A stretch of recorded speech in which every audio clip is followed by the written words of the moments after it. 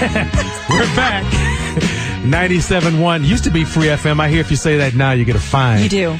It's 97.1 FM Talk. FM Talk. Yeah, the weirdest thing just happened. This is the Tim Conway Show. I'm Arsenio Hall, and we were all sitting here bantering. Right. And Tim's phone rang, and he stood up, he put on his hoodie, and he left. It's crazy. And my assumption, because I'm a dad, my assumption is that there's something wrong at his house, and probably his daughter is having a problem. But he didn't say that, so we don't know why he got up and left. He just took off. Yeah. Very, very unlike my boss to do that. Very unlike him, but like Tim, the timing was brilliant because he left right before the news. And we can possibly, the long ass news. And we can make it for an hour without him. But I think at 10 o'clock, we're going to have to find one of those old Danny Bonaducci reruns and swing that baby. How about this? Dare you? At 10 o'clock, we're going to run when Arsenio, Corolla, and Conway were all at KCAL. Oh, that sounds good. Oh, that's fun. That was one of the best hours ever. Okay, but Randy, right now, it's Gina with the news. Now, from the 97.1 newsroom.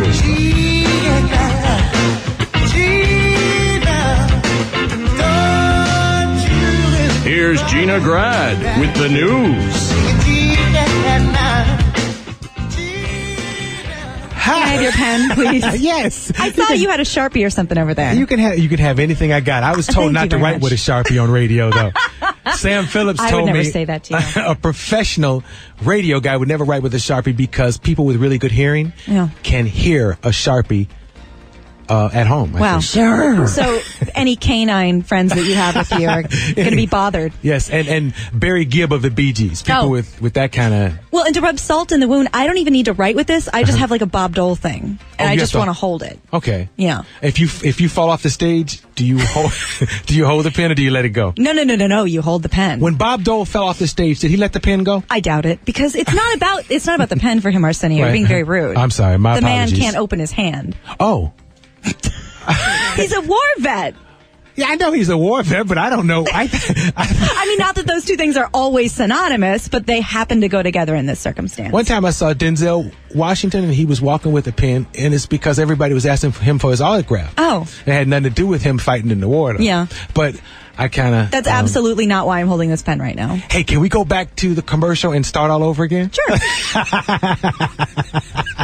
We can do that. I know you think we're kidding. I know Bob Dole listens on the internet. All right. I was joking. I don't know if I have another intro in me. 97.1. Hi, you're listening to the Tim Conway Jr. Show with Arsenio Hall. I'm your guest co-host this evening, Gina Grad, and we're going to do a little long-ass news. How do you feel about that, Arsenio? You know what, Randy? Let's go with Gina and the news. Now, from the 97.1 newsroom.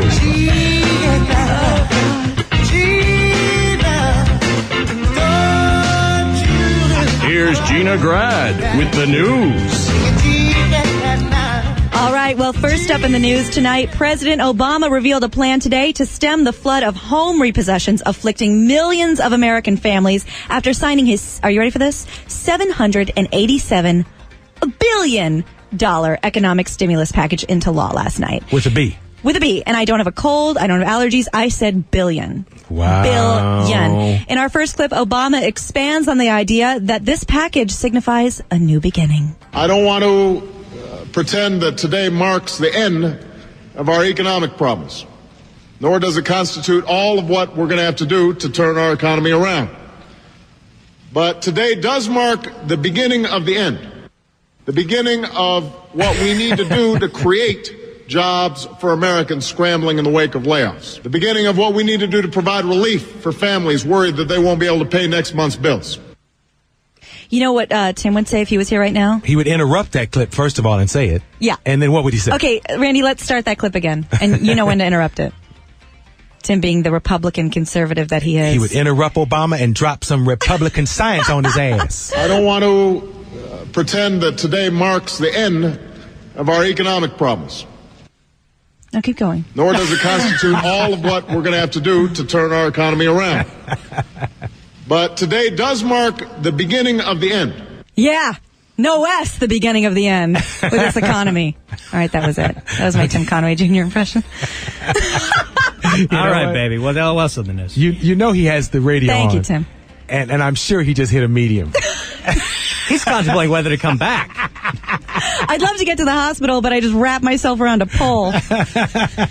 In this next clip, the president assures the public that our money will be safe in his hands. What I'm signing then is a balanced plan with a mix of tax cuts and investments. It's a plan that's been put together without earmarks or the usual pork barrel spending. It's a plan that will be implemented with an unprecedented level of transparency and accountability. I think when he said without pork, right, et cetera, Tim would have stopped it and said, it's BS, and then he would let it go again. Yeah, a couple times. Yeah. There's pork in there. You know, the Muslims know there's pork in there. Yeah, and then he would start saying that you're getting all hot and touching yourself every time that Obama talks about the stimulus package. No, He would actually say that to me, but he might say it to you. Yeah, apparently Arsenio has a stimulus package with him today, too. Hey-o. Look at it. Hey-o. Okay, and then we can go back. Yahoo News reported today that Tiger Woods... Do you know Tiger Woods? No, I've never met Tiger Woods. Really? Or anyone named Tiger. Really? No Tony? No nothing? Oh, I did meet a guy in the Tony the Tiger costume once. But I've never actually met anyone named Tiger. Well, then you might not know this, but he and his wife Ellen welcomed their second child, little Charlie Axel Woods, into the family about a week and a half ago on February 8th. Though Tiger has laid low for the last 10 days, the pro golfer released a statement on his website that read, "Both Charlie and Ellen are doing great, and we want to thank everyone for their sincere best wishes and kind thoughts." Woods, of course, has been out of the game since the U.S. Open in June of 2008, but expects to return to competition in a few weeks. What did they name the child? Charlie Axel. Charlie A guy Axel. named Tiger named his child Axel. Chuck What's his name Axel. again? Charlie Axel. Jesus Christ. Yeah. Where do these famous people come up with these names, Arsenio? I don't know, You played Dweezil. it safe. You played it very, very safe. Yes, I did. No moon unit for you. Oh, no. But wow. Axel. Yeah. You think it was after Axl Rose? Do you know another Axel? But didn't... I mean, when is the last time Axel was a family name? Axel Foley. Oh. Eddie? So, Your best friend, dude? yeah, maybe that's what Wow. Tiger's doing. Paging Dr. Freud? Dr. Freud? Wait, Gina, didn't Axl Rose use the N-word repeatedly in a song or something like that? He might be the wrong name. I wouldn't put it past him, but I might have been a That's little like young to remember me that. naming my son Arsenio Lester Maddox Hall. You know, I mean, Axel? But maybe it's, maybe I hope it's Axl Rose. Yeah, I'm going to go with Axel Foley. I think that he's just paying homage to pop culture. What's wrong with that? Okay. Let's just pretend. Maybe you can. Well, you never met him, but you know people. I'm sure you know somebody who knows him. Oh yes, So absolutely. find out and okay. report back. Okay. You know what friend of yours loves Tiger Woods? Who? Jim Hill. Absolutely. You got to hear this golf. Yeah, you got to hear this clip of Jim Hill in a 2-minute newscast talking about Tiger Woods. Here's him saying Tiger Woods over and over again. Tiger Woods. Tiger. Jim Furyk. Tiger shows his anger. Tiger comes right back. Tiger was at it again. Tiger with another impressive shot. Tiger Woods wins the Buick Open. Jim Furyk. It's Tiger's 4th win of the year. Tiger. Oh. You know, that just shows how great Tiger is that Jim would say it that many times. If you see an Elton Brand story, you only hear Elton one time. You know, you can't even make a montage of an Elton Brand story. Now, do you think Jim Hill knows Tiger Woods, or he's just a super fan? I think he knows him very well. Really? He is really, really into golf. Really? Yeah, Tiger plays with a lot of friends of mine. Johnny Gill and all those guys, you know. You don't play golf, do you? No, not at all. I think you should. Are you a tennis guy? You got a little tennis elbow? Yes, I was joking. I'm a tennis guy if you hit it to me. Yeah. but Little backgammon. Yeah, love backgammon. Really? Love when you can sit and play a sport. Oh. And I love bowling because, not that I like the size on the back of my shoe, that's a problem because I'm a 12, but I love when you can actually drink liquor. Yeah, and play your sport. And do a sport. Yeah. I think the Super Bowl would be so cool if instead of advertising beer, they drank it and then hit each other. Well, you know, the only reason I will buy that bowling is an actual sport is because back in the olden days when I was a baby, my dad used to announce professional bowling. Did he work for Brunswick or AMF? AMF? 7-10 split and They whisper like the golf. Oh yeah, absolutely. Yeah, there's no, these people need to concentrate. or they might not be able to pick up their spare. So your dad's a sports guy, and he did bowling on the radio? Well, you got to do what you got to do in this make world. A living. He hasn't always been on the radio, Arsenio. He was quite the television man. So did he do bowling on television? Yes, he did. Thank you. He's just paying the bills. Did he sign up as Bowling Steve Grad? No, it's more like this. Bowling Steve Grad. Because, it's bowling. Did he do that in L.A.? Oh, no, that was everywhere. We've lived many places, Arsenio. Yeah. I feel like an army brat, but I was a broadcasting brat. We went around. Is your dad a sergeant? No, he's a bowling color guy. How dare you? I'm moving on. Well, this is very depressing and disturbing, and I'm sure you've heard about it because it has been all over the news today.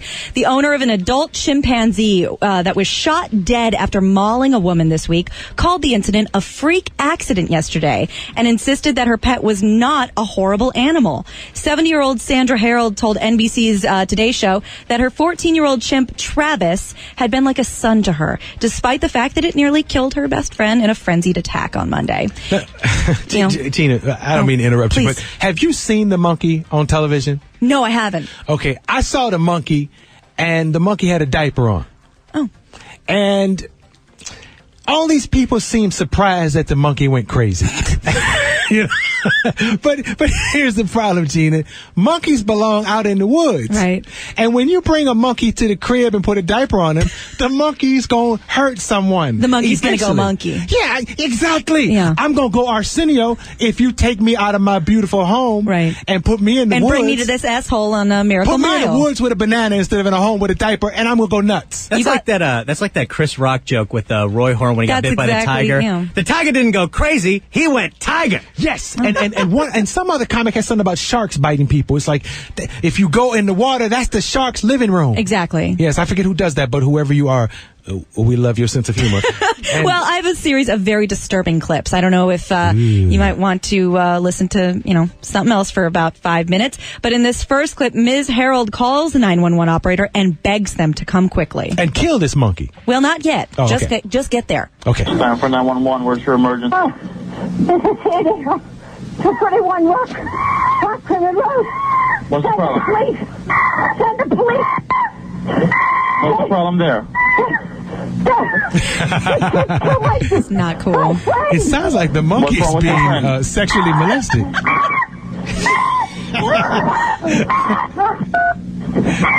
What's the problem? Somebody had a recorder in their pocket from my last date. Sounds like 2 hours after my prom. With a gun!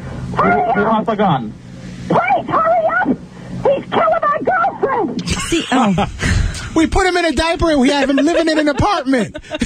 We can't imagine what's wrong. Yeah, and there's a little bit of a semantics argument there because she's like, bring a gun. And they're like, who has a gun? And it's like, who's on first? Please come kill my monkey. And they don't understand what each other's saying. So in this next clip, you can hear the operator calmly giving her advice while she waits for the cops to arrive. Okay. Are you there with your friend? I need you to help me with your friend, okay? Are you there with your friend? Listen, please. Are you there with your friend? How fast can you get them here? Hurry. Are you there with your friend? I need you to help your friend. Can you go help your I friend? can't. He tried to attack me now. Is he still there with your friend? Yes. Okay, so then back off. Then don't get any closer, okay? They're already on the way. Please. If the monkey moves away from your friend, let me know, okay? So we can try to help your friend. No, I can't. She's dead. She's dead. And she wasn't dead, by the way. She's dead. He ripped her apart. He ripped what apart? Her face? Everything. He ripped her apart? Listen, I think I'm going to sleep. I think I'm going to pass out. No, just breathe, okay? I'm going to stay with you on the phone until they get there. Listen, please hurry. Please hurry. Oh, my God. Please. Oh, Sounds like every date Randy's ever had. You just had to, didn't you? I'm sorry. I gotta go with me, and you gotta say that. You know what? I'm worried about Tim, and I'm out of my mind. Yeah, we're just going to blame it on Tim tonight. Well, it was really, don't you think that's one of the more disturbing pieces of real audio you've heard? And aren't we desensitized to that? But that one still gets me. And the reason why, when the cops actually got there and they saw the woman's face, they couldn't even identify whether it was a man or a woman. And they said at that point, this man has no face. So it was not good.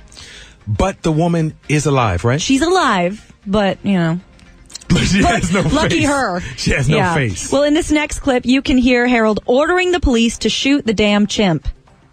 Oh. Do me a favor. There's a police officer out there already. I can't go out of my car. No, do me a favor. Stay in your car. I don't want you to leave your car.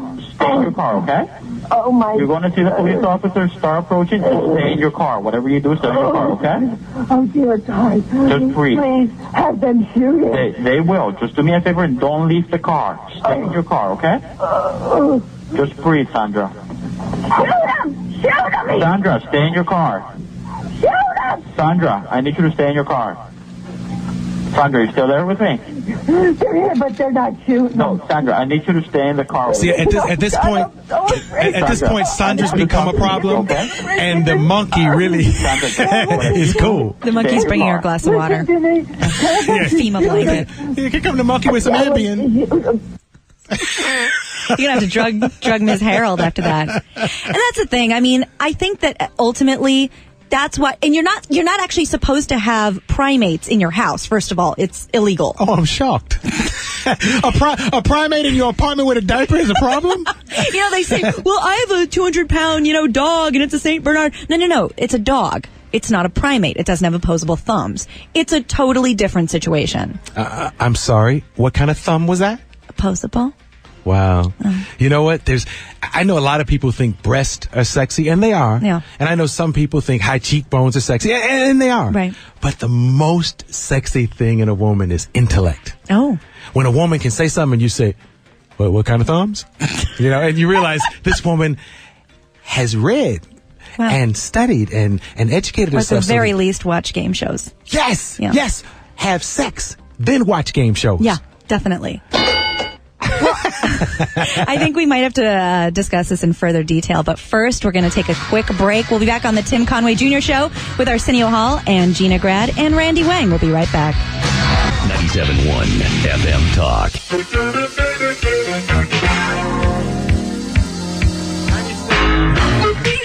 97.1 FM Talk. Can you tell I don't usually do this without a white man? Isn't it different? When you have 49% of the responsibility and not 51, it is smooth sailing. Yeah, it's when bizarre. when that little paradigm shift happens, it's a different story. You know what it feels like back in the day when the Lakers would play and Chick Hearns was the play-by-play announcer. One time Chick got sick and Stu Lance had to do it by himself. Yeah. And Stu is used to dropping some color and some statistics, in certain places. And there was a whole lot of blank areas where Stu Lance would say, yeah, Magic has, what are you responding to? Did you know Magic's dog? And it was kind of bizarre. But I think Tim is on his way back. Apparently, this is all a misunderstanding, and he ran to Denny's because he heard the Grand Slam was free tonight. No, knowing Tim, he probably thought the Senior Chicken was free. That's his favorite. Does he love that? He does. But Randy, he's on his way back, right? He's on his way back. So, listeners, if we could clear the 101 South in Highland, we'd really appreciate it. We got to get Conway back in here. Just move to the right. He'll be on the left. And we should do more news until he returns. Hey-o, let's do it. Well, a 13-year-old English boy who has recently fathered a child was devastated after other teens claimed they were the father of his new daughter, Roxy Maxine. Very mean. So, in retaliation to these rumors, 13-year-old Alfie Patton has been sporting a customized hooded sweatshirt that reads, "I'm the daddy, and if not, F you all, I'll still be there." Yeah. 13. A high court judge. I can't wait for the Maury Povich episode. I mean, doesn't it? Aren't you waiting for someone to throw a chair? I told you it wasn't my son. I told you, Murray, that wasn't my son. I told you. Bitch. A high court judge yesterday imposed restrictions on reporting any new details, but it has been reported that Alfie conceived a baby when he was 12 years old with 14-year-old Chantel Stedman, who is now 15. After a private hearing at the Family Division in London, Judge Mrs. Justice Barron said she was concerned about the mother and baby being unable to live a normal family life. The judge also ruled that Alfie should be able to live his life and return to school in a normal way. That makes me wonder, Arsenio, what if little man came home, little Junior came home and said, Dad, I don't really know how to tell you this, but I got a baby mama. And her poo nanny. And her poo nanny. Yeah. And you know what? It's weird. You think you don't have to deal with that till a kid is at least 15 or 16. Right. And my son told me recently that the girls were talking about having a period. Oh. And I had to explain to him what that was. And I always feel like to know about the goings-on of the vagina means that the vagina itself is right around the corner. It's literally Pandora's box. Thank you very much. I'm concerned. I don't want to have to deal with that. But you know what? I thank God every day I don't have a little girl. Oh, really? If I had a daughter, I mean, like Tim's daughter. Right. Beautiful child. Amazing. It's going to drive him insane. Yeah. Because I know 3 5-year-old black boys that already want to date Conway's daughter. You know, and then Tim's going to have to deal with that. Jesus Christ. But what would you do? I mean, would you go crazy and fly off the handle? I mean, you're from a very, very strict religious upbringing. I know that you're kind of a liberal, kind of a cool guy, but, you know. I play a liberal on the radio. But the bottom line is my dad was a Baptist preacher from Georgia, and I wasn't even allowed to dance in my house. No dancing. What? Yeah, we didn't even. As a matter of fact, there were certain radio stations we could play and certain radio stations we couldn't listen to. What if he caught you doing a little shimmy while you were like setting the table? One time he caught me dancing in the dining room on a Sunday, and he hit my mother. Why does that sound like a joke? I love my dad. He always knew how to handle situations. Was that supposed to make you feel worse? Yeah, you taught him to dance, didn't you, bitch? And he punched my mother in the face. A preacher says bitch? Well, you know what? When Tim's not here, I'll say anything. Wow. Because I got time to waste. Okay, let's move on because I feel like I need some therapy right now. Back to the news. Well, walking around Albright College's Student Center in Pennsylvania Tuesday afternoon was a bit like stepping back into the days before the Civil Rights era. 2 signs hung on a drinking fountain near the campus center dining hall. One was marked white and the other read colored only. Weird, right? Wow. 2009. Similar signs were posted at 2 dining hall entrances, one for whites and one for everyone else. A student committee organizing campus events for Black History Month came up with the idea to promote awareness of how civil rights has advanced in America in the past 50 years. So, you know, they're doing it to prove a point. No harm, no foul. But no one actually was forced to segregate, but some students did not agree with this exercise, and they said it was not a good way to make a point. Some students said that when they first heard of the segregation exercise, they were very upset, thinking that the rules actually might be enforced. But it was just, just for fun, I guess, quote unquote. But Dean of Students helped ease concerns Monday by sending an email to students saying that the event was meant to raise awareness of what segregation was like and no one would be forced to obey the exercise. I noticed on Jack Silver's door it says colored only. I'm not sure if that's an experiment or if that's the way it is around here. Hey, Gina, they say everybody has a little. Everyone's a little bit racist. Prejudice in them, yeah. Do you have any prejudice in you? I don't know. I mean, it doesn't have to be black and white. It could be for a lot of things. Yeah, I think in my generation, not that we're of 2 different generations in any way. Oh, I hate you.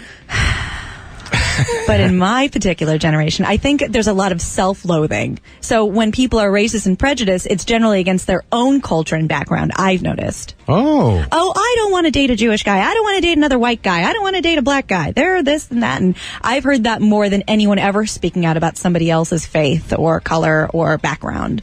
Right. Is that a generational thing, you think? I think so. Yeah. I'm prejudiced against non-Americans. Oh, you little xenophobia?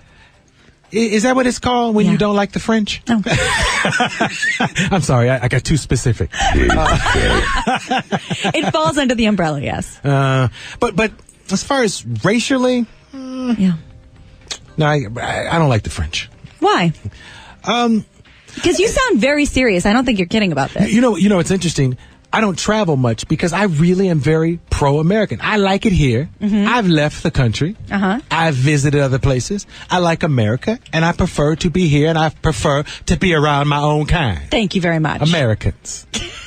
But what is it about French? I mean, there's plenty of cultures, plenty of countries. Why is it the French? Or you know what you're actually called? You're called a Francophobic. I knew there was a name for it. Francophobic. And see, previously, once again, I told you, the fact that you're smart is sexy. Oh, thank you. I had an ex-girlfriend who thought Francophobia had something to do with not liking Dodger dogs. And and the fact that you just cleared it up has nothing to do with Franks or dogs or it's francophobia. Francophobia. Yeah, if we're really going to get specific. Okay, francophobia would be to be direct. Right. The person who the fear of not being direct. Fear of the midday show. Frank Kramer here. Thank you very much. But I do find this interesting. I know that there's probably some deep-seated reason why the French bother you so much. And I think it's ironic that this is probably one thing you and Tim would have in common. Because he loved to throw that word Eurotrash around pretty good. And you know what? It's funny that specifically French popped out of my mouth. You know, even if it's a joke. Right. French popped out. You know, I think they or is it Western Europe, perhaps? I know. I think it's the French, okay. and I think I harbor resentment because we've always been there for them, and I've seen at certain times in history when America has needed friends, the French have forgotten how much love we've put into the French fry. Well, I think they were all settled up after the old Statue of Liberty was given to us. See, that's another thing. Yeah, they gave us that. Yeah. And they haven't really given us anything but a hard time since, you know. Even our last few years of problems in the Middle East, they've been a little standoffish. Yeah, I don't trust them. Well, who's the comedian that said, you know, and then there's the French who said they'd always be there for us, but in our last war that they'd always be behind us, and that's exactly where they were, way behind us. I think was that you? No, hell no.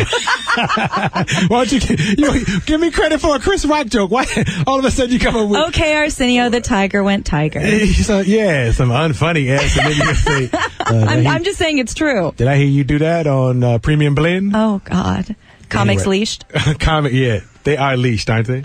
That's what I hear. That's what Tim says. I wish Byron would unleash them, but he won't. Do you think he has the ability to unleash them, or is he fairly leashed himself? Well, you remember the time I brought D.C. Curry here? Yeah, oh my God, he's so funny. Funny guy. D.C. Curry was in town because Byron flew him here to leash him. Oh, that was kind. You know, that's interesting, though. Is that when you've made it, when somebody flies you somewhere? No one's ever flown me anywhere. Is that what success looks like? Oh, wait. When you get flown somewhere? When you went to Washington recently, you weren't flown to Washington? I was. You were begging to fly yourself. Yeah. Y'all got to explain this to me. I'm missing something. What are you talking about? Oh, you got to explain it to her. We can talk about this. Okay, I'm really curious as to what you're talking about. Your trip to Washington that you wanted to take for inauguration. Oh, yeah. No, I was begging to put that on the corporate dime, but they weren't going that way. God. Go there and do a live remote back Yeah, exactly, here? but they weren't feeling it. So I just went by myself. So you went to the inauguration? No, I missed it by 2 weeks. Let's not talk about it. It's a very sore subject. Whoa. Wait, okay, let's go back to the news. All right. But at some point, would you tell me how you went and missed Obama by 2 weeks? Absolutely. Okay. It had nothing to do with that I didn't have a calendar. I just didn't have an extra $800 the price soared to get there. You brought me a T-shirt from D.C. Yeah, I did. I brought everyone I Love D.C. T-shirts. Okay. I should have brought one for Mr. Curry. I just didn't know him at the time. Yeah. That would have been very funny and sweet of me, but I didn't know him. Well, keep in mind, now his nickname is D.C., but it has nothing to do with Washington. Oh, that's right. Isn't his name like Don or Doug? Yes, it's Don Curry, and they call him D.C., and people always say, "You from Washington?" No. And he said, "No, my name is Donald Curry." Just D.C., which is not even at all cool. I mean, unless you're into it. I'm not. Hey, what's your name? Donald Curry? Yeah, you're right. You know, not hot. Not as cool as DC. Thank you very much. Yeah. Now I had to hear you say it, and I had to hear you say it in that voice. Yeah. My name is Donald Curry. Yeah. Yeah, not cute. Am I keeping you from the news? You certainly are. Okay, go to the news. Do you eat hamburger meat? Do you eat hamburgers? I love burgers. Do you buy your own hamburger meat from the store? I go to Whole Foods, and there's a guy there if you go in the daytime. If you go at night, he's not around. No, if you go in the daytime, he will take any steak that you pick out and he will grind it into hamburger. Oh. That's how I make my hamburger. Oh, excuse me. Oh, I'm sorry. Well, so you don't ever find the dark orange sticker with the shrink wrap around it? 2 for $1? When they're trying to move that stuff, it fast? Oh, yeah, I've done that prior to a March Madness basketball game when I need some meat quick. Uh-huh. Okay, well, I want to make sure that I don't know. I don't know if there's a glass detector, any kind of glass detector out there, but I want you to find one and utilize it for the next few weeks because a piece of glass was found in a package of hamburgers that ended up there after a wall clock fell on the floor of the meat department in a Canada grocery store. Ooh. Yeah, so somebody's eaten that. They suspected it was a single package, and the Canadian Food Inspection Agency is satisfied that the area is clean and secure now. It is said that the 15 of the family packs of hamburger were produced on February 9th, but so far only one has been found, mind you, to be contaminated with the glass. But just to be safe, the company put a voluntary recall for all of the ground beef processed when the clock broke. And I'm just picturing like a grandfather clock. Like these clocks have no business in a factory. Yeah. That's just my opinion. You might be much too young for this, but I used to watch a show called Captain Kangaroo. Of Mr. Green Jeans? Mr. Green Jeans. Right, thank you. And they had a big grandfather clock. Right. I don't see that grandfather clock in the butcher shop. Thank you. It seems inappropriate. Thank you. Oh. But it fell Yeah. into the meat. And crunch. And somebody ate it. Yes, they ate it. They ate it. English is not as good when Tim's not here That's either. true. Hey, what's the worst thing you've ever found in your food? I've been really lucky. This actually is going to make my... Uh-oh, you all right? It's gonna make my... Did you just find something in your gum? Just thinking about this makes my throat thick, close okay. a little. But hold on. It's going to be all right. It's not that bad. It's just I have a really bad gag reaction. Just take a deep breath. Okay. It's going to be all right. I'm here. Oh, God. I'm here. I'm not even, remotely kidding. I found... If you throw up on the board, you will be at the wave tomorrow. Okay. I found a Band-Aid in a chicken sandwich. Apparently, it was a chicken who had gotten a complete physical that day. Had a little Band-Aid on his arm. Also found a lollipop.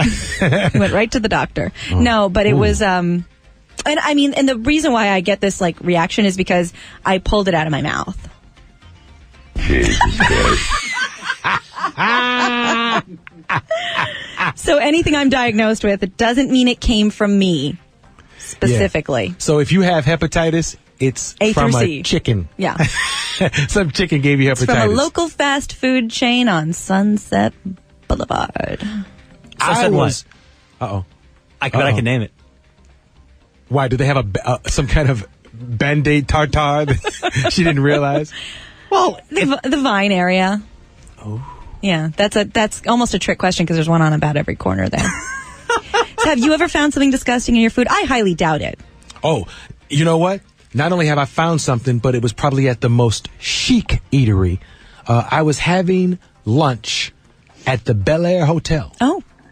And I'm talking to... Nothing could go wrong there. No, yeah, because I'm like, this is great. This is beautiful. I see the trees. It's a wonderful, pretty day. I'm back here in Bel Air at this hotel. Jeffrey Katzenberg was paying for it. So I'm go like, for it. And you know what? I should have known then it was all too easy. But basically, I'm drinking my Coca-Cola. Okay. And I see what is absolutely spit with phlegm in it. Jesus Christ. And even though, please don't get, please. Okay, let's do more news. I'm sorry. What color am I right now?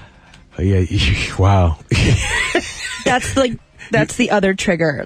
Okay, I'm sorry. Because you all of a sudden went Casper on me. Seriously, if you talked about pee, if you talked about anything else, that'd be fine. But that is thick throat central. Okay, I won't talk anything. Okay, let me. Can I do one more story? Yeah, do one more story. Okay, actually, we're going to take a quick break so I can go outside and hyperventilate really fast. Okay. And we'll have one or two more news stories right after the break. This is the Tim Conway Jr. Show with Arsenio Hall and Gina Grad, Randy Wang, live on 97.1 FM Talk. Taking you on a trip, ain't no seats. All we got stands and feet. Either far is behind, 'cause rain shine, don't mind. We're riding on the groove line tonight. 97.1 FM Talk.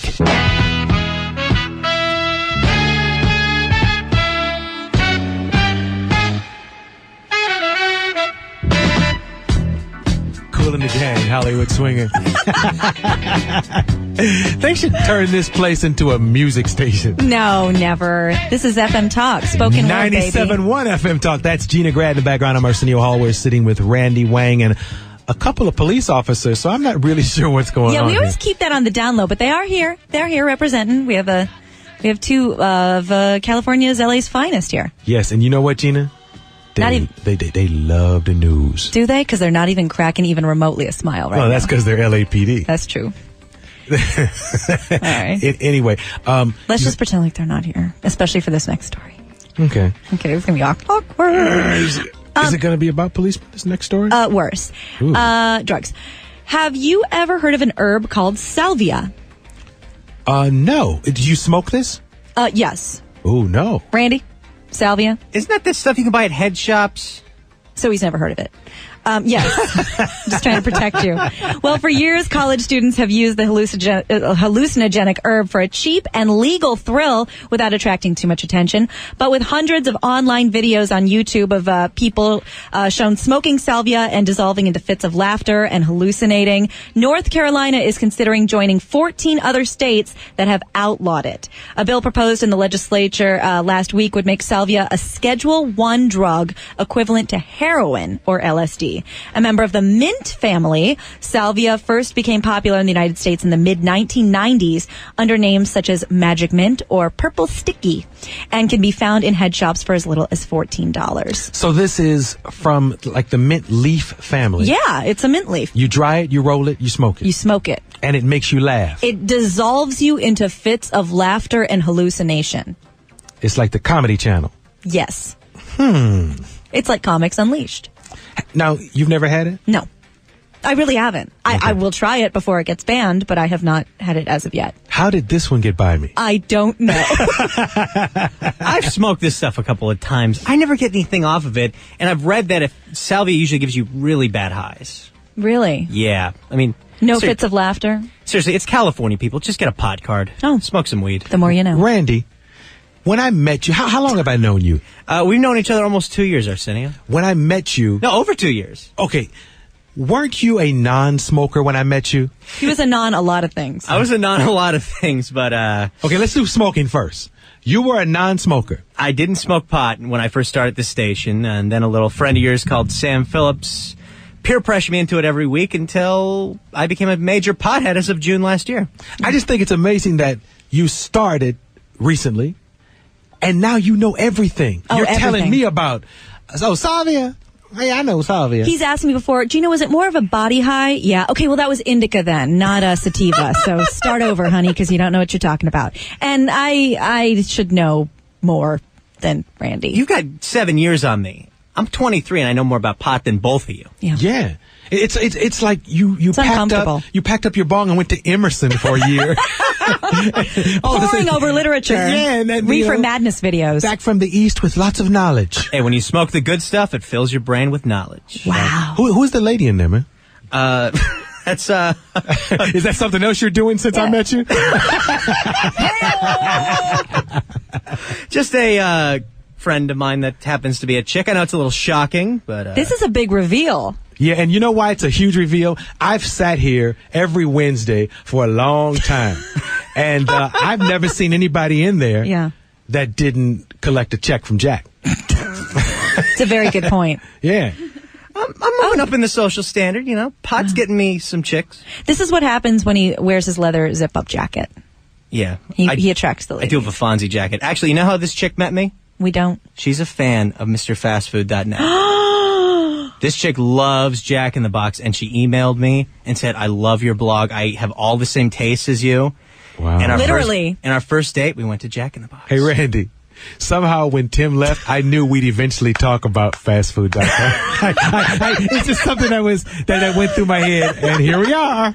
Well, I had no idea that MrFastFood.net was a social networking site. Well, it is if you like food. Wow. So what is it? Wait, because I said it wrong. What is it again? Fastfood.net? MrFastFood.net. Fast food. And do I put MR or MISTER? MR. MR. Yeah. And She looks kind of young, dude. Yeah, I was thinking the same thing. Yeah, she's 18. Is she? Oh, is she? Oh, God. Hey, I'm only 23. I'm not some perv. Yeah, when you take my son to school tomorrow, you drop her off at Portola? Yeah, should I? Yeah, drop your son off, then drop the college girlfriend off there. Wow. He'll show you exactly how to do it. Very cute girl. Thank you. Yeah. Oh, he's taking her compliments for her. Yeah, like he birthed her. Yeah. Yeah, she's going to kill me after this. Thanks a lot, guys. Oh, it's not like we said her name, Carol. And, yeah. That's cool. I'm happy for you, man. This is really, this is cool. This is good. I was concerned, because you never have a chick in there with you. And I know eventually your penis will fall off if you don't use it. No. Is that wrong? I think you just ruined all of his chances. I can't even look at him right now. I'm so embarrassed. Oh, I'm just sorry. tell me when it's over. Is he pissed? How many favors have I done for you, man? You can't talk me up to this chick? Well, I kind of am. Is he pissed? I kind of am, but I have an arc that I use. Is his nostril? Are those nostrils flaring? I can't even look at him. But okay, Tina, what part of that would have been bad? Arsenio, when you're trying to hit it, you don't refer to it on the air. No one eats at a goddamn empty restaurant. Okay, but... okay. Thank you, Mr. Fast Food. I know she's not near a mic, but she can hear me, right? Thumbs up, thumbs down. Do you prefer a Randy who's a whore and has women in that room all the time, or do you prefer a Randy who is discriminate and who chooses... Oh, my gosh. Oh. I was breaking news. Hey, Tim, I was just getting ready to get a laugh.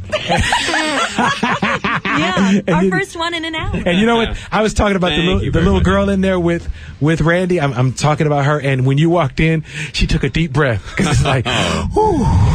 Yeah, I got a call about an hour and 10 minutes ago that my daughter, I have a 3.5-year-old daughter, and she was climbed in my wife's arms and like passed out. Whoa. And she couldn't like wake her up. So she took her to the hospital, and she had a fever of 103 or so, 102.7. It's not a free plug for Kiss. It just happens to be her temperature. Jesus Christ. And they gave her some hospital strength Motrin, and a lot of it. And by the time I got there, she was okay. She was cool. You got all the way to the hospital? Yeah. In the valley? Tarzan Hospital. In that car? Yeah. Well, Tim, I don't know if you know this, but it scared the hell out of me because that's the first time in 3 years and 2 months, 4 months, that she's been like taken to the hospital like that. Yeah, you look scared because you've actually managed to somehow grow a beard in an hour. Can I tell you my perception of how you look? I started after we came back from the break to talk because you were still on the phone. It appeared to me as if you were talking to someone who was hysterical, and that's why I was worried because you seemed like you were consoling or calming someone down. Yeah, my wife. Okay. Because she's exactly like me when it comes to our daughter. That reaction is reserved solely for her. I mean, when everything you got a kid. Oh yeah, and you don't know fear and love until you got a kid. Absolutely. But I was thinking, my dad had 6 kids in 8 years, and when my brother Jamie was born, who's 2 years younger than I am, my dad went up to Mammoth for the weekend with my mom, and my dad really didn't like skiing or my mom, but went there anyway. And my brother had a seizure when they were up in Mammoth. This is before cell phones, right? Right. So that my grandfather calls my dad in Mammoth and says about my brother, because he had stopped breathing, we lost him. Wow. And he's no longer with us. Tom, you got to get home. That's my dad's legal name. Tom, you got to get home. We lost him. And so my dad gets in the car at midnight and drives from Mammoth, 110 miles an hour all the way home. And he had stopped breathing, but they I guess that's part of having a seizure. They revived him, and he was okay by the time he got back. But how about that drive from Mammoth with no cell phone and your father just telling you that your kid's dead? Jesus Christ. I bet your dad left the set of McHale's Navy many times. Oh, yeah. Yeah. Well, when I was born... 6 kids? Yeah, 6 kids in 8 years. But when I was born, my dad came to the hospital, and everybody was saluting him because he was in his McHale's Navy outfit. That's just rude. And instead of explaining to everybody that he was an actor, he just kept saluting him back, you know? That's funny. All right, folks, it is the Tim Conway Jr. Show. Arsenio Hall is with us. Thanks for filling in while I do jump out of here. She didn't finish the last news item. We're pretty much done. Okay. Is that it? All right, the news with Gina Grad, everybody. Thank you. All right, it is the Tim Conway Jr. Show. The news. We're live at 97.1 FM Talk.